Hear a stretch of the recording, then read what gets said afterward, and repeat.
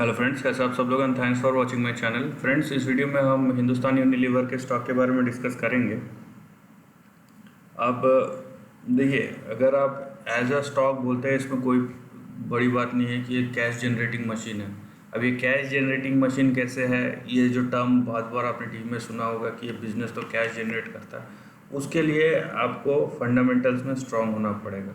सो ये फंडामेंटल का क्लास नहीं है तो मैं उस पर नहीं जाऊँगा, बट ओवरऑल जो बिज़नेस और जिस टाइप का प्रॉफिट जनरेट करते हैं, इनको बाहर से पैसे लेने की ज़रूरत नहीं है, अपने प्रॉफिट से ही अपना बिजनेस बढ़ा लेते हैं। ठीक है, एक्सपेंशन हो जाता है इनका। तो ये आप समझ लीजिए 5 लाख करोड़ की मार्केट कैप वाली कंपनी है ये, और ये देखिए 75 का पी है। देखिए, प्राइस टू अर्निंग पहली बात तो एक फंक्शन होता है, दूसरी बात ये इतना ज़्यादा होना या कम होना यहाँ पे कोई लॉजिक रह नहीं गया है। ठीक है, मार्केट में जब आते हैं वो फंडामेंटल और टेक्निकल जो होते हैं वो थ्योरी तक ही रहते हैं। मार्केट में बहुत बार बहुत सारी चीज़ें काम नहीं करती, और उसमें से एक ये भी है।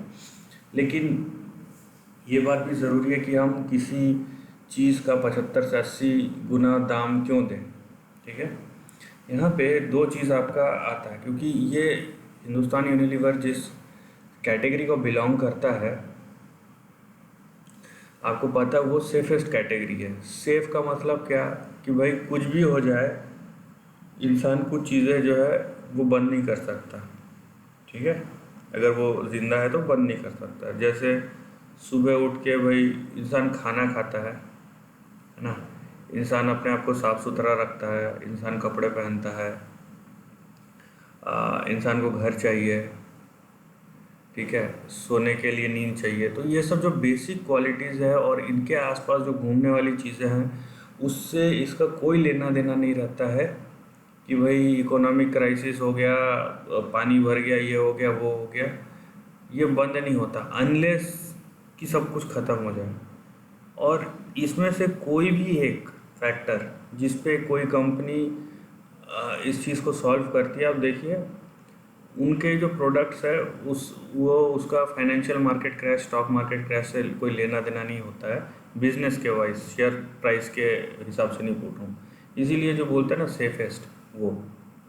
दूसरी बात, पी का हाई होना यहाँ पे बड़ी बात नहीं है।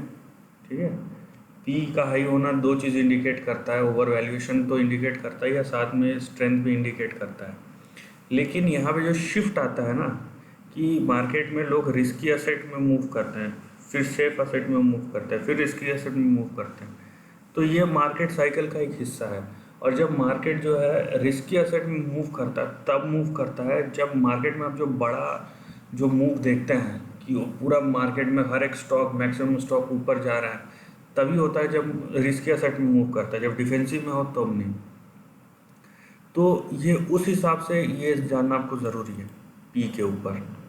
अदरवाइज़ आप देखिए, ये कभी भी आपको 16-17 से कैसा भी है, ये देख रहे हैं आप, एकदम नंबर कंसिस्टेंट है, 16-17-18% कंसिस्टेंटली आपको प्रॉफिट देता है। ठीक, यहाँ पे कोई ये बात नहीं है कि इकोनॉमी कैसी चल रही है कैसी नहीं चल रही है, लेकिन मैं इसीलिए बोल रहा हूँ कि यहाँ पे आपको समझना ज़रूरी है। हम जब बात करते हैं कि कंसिस्टेंट, उसका मतलब क्या है। आप ईयरली देखिए इसका नेट प्रॉफिट मार्जिन, यहाँ पे 2017 तक 13% था, वो बढ़ते बढ़ते 14, 15, 17 हो गया है। सो यहाँ पे उल्टा बढ़ा एफिशिएंसी। और ये कंपनी, ये इस टाइप की कंपनी से 10% भी दे दे तो भी बहुत है, क्योंकि इनका 10% ही इतना ज़्यादा होता है। और आप देखिए यहाँ पे, भले ही ये आपका 12% 13% था, लेकिन आप देखिए यहाँ पे ये अर्निंग पर शेयर किस तरीके से ग्रो कर रहा है। ठीक है, इससे ज़्यादा इम्पोर्टेंट होता है अर्निंग पर शेयर। यहाँ पे नेट प्रॉफिट कितना है, कि मतलब नेट प्रॉफिट पिछले साल 15 है तो इस साल 14 हो गया, उससे ज़्यादा इम्पोर्टेंट है आपका अर्निंग पर शेयर ग्रो कर रहा है कि नहीं, जो अर्निंग है वो ग्रो कर रहा है कि नहीं, वो ज़्यादा इम्पोर्टेंट है। ठीक है, तो आप इसकी जगह इसको भी यूज़ कर सकते हैं। बाकी बहुत सारी चीज़ें हैं देखने के लिए या बोलने के लिए, लेकिन हम जाहिर सी बात है हम चार्ट के ऊपर डिस्कस करेंगे।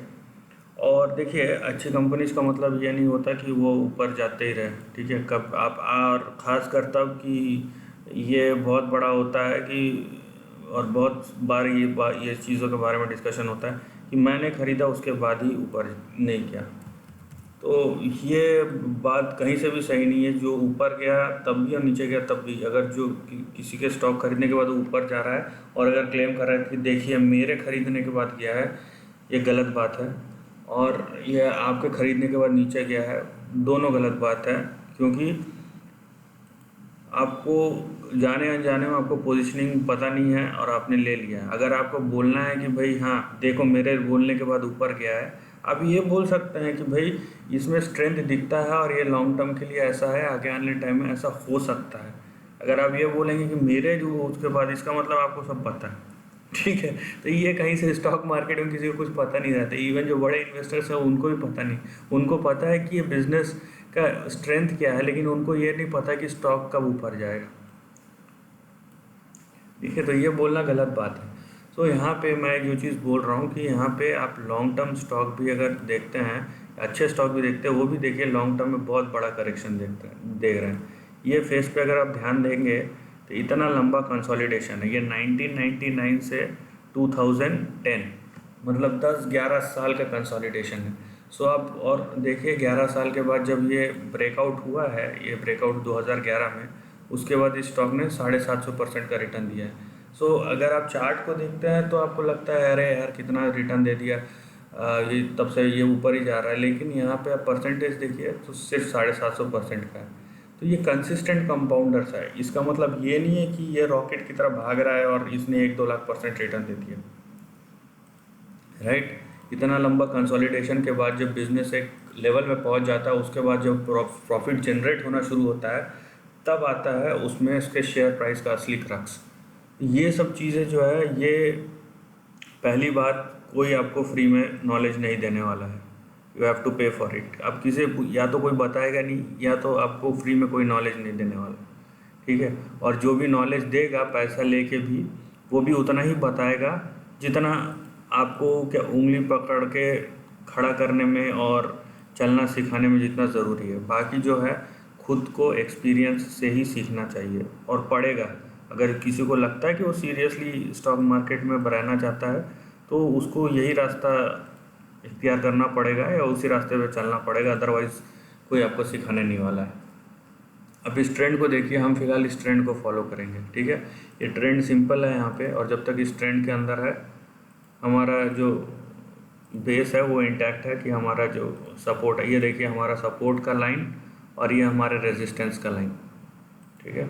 यहाँ पे कोई ऐसा नहीं कि ऊपर टच हो गया तो भाई इसके बाद ये नीचे गिर जाएगा, क्योंकि ऊपर जाता है और नीचे जाता है फिर ऊपर जाता है, लेकिन ओवरऑल ट्रेंड देखिए आप है। तो यहाँ पे सिंपल सा चीज़ समझ लीजिए, थोड़ा सा एक्सपेंड करता हूँ, ठीक है। ये नीचे 1500 से लेकर 3000 तक ये आपका सपोर्ट का रेंज है, क्योंकि हमको पता नहीं। और ऊपर वैसे ही जब तक ये ट्रेंड इंटैक्ट है, ऊपर 2700 से लेके यहाँ पे 6000 तक ये आपका रेजिस्टेंस का रेंज है, क्योंकि शेयर प्राइस ऐसे ऊपर नीचे इसके अंदर जाते रहेगा। अनलेस ये ब्रेकआउट हो जाए, ऊपर चले जाए, और ये ब्रेक डाउन हो जाए, इसके नीचे आ जाए, तब तक ये ट्रेंड ऐसे ही रहने वाला है।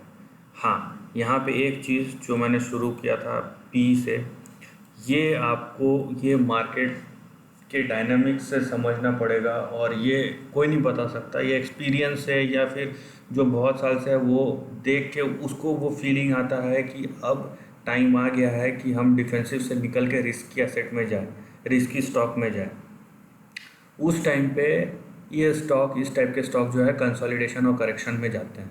तो वो कब शुरू होगा वो पता नहीं, लेकिन ये चीज़ जो है आपके शेयर प्राइस को कंसोलिडेशन या करेक्शन में ढकेल सकता है। उस टाइम पे वो ढकेलेगा। अब वो कब होगा वो पता नहीं, लेकिन ये एक रिस्क है जिसको आपको देख के चलना है। हाँ, अगर उसको आपको ये है कि भाई चार्ट में कैसे पता चलेगा, तो आप इस ट्रेंड को फॉलो कीजिए। ट्रेंड लाइन से जैसे नीचे गिरता है आपका पोजीशन क्लोज हो जाना चाहिए।